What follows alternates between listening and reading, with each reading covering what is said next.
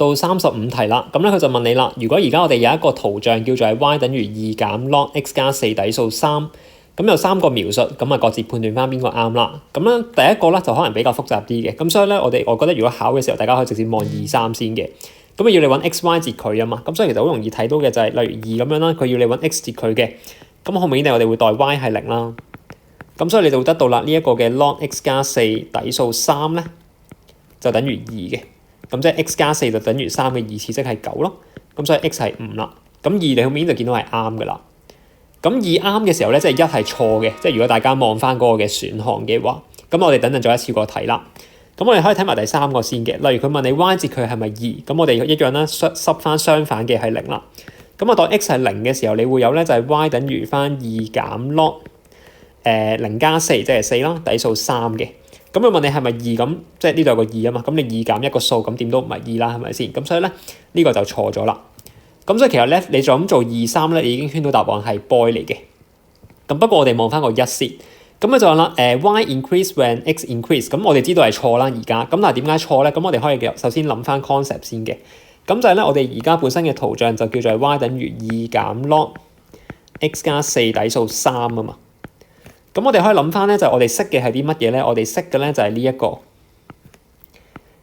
呢個圖像。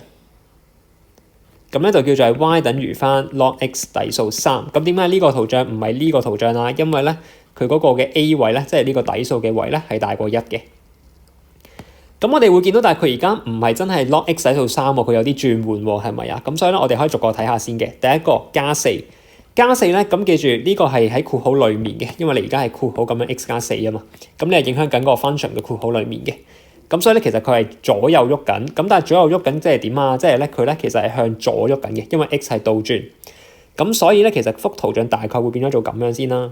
咁呢個咧就會係 y 等於翻 log x 加4底數3。咁但係而家出面仲有個先乘負1再加2喎，係咪啊？咁先乘負1會變咗做啲乜嘢啊？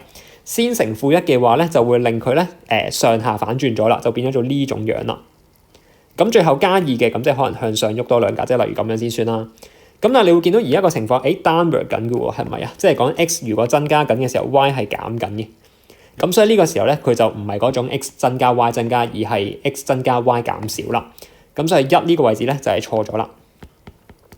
咁如果你話我又諗唔到咁多，咁點算咧？其實好簡單嘅啫，你試下代 x 係1。或者代 x 係0先，代 x 係0咧，頭先咪計咗一次咯，個 y 就係呢個數啊嘛。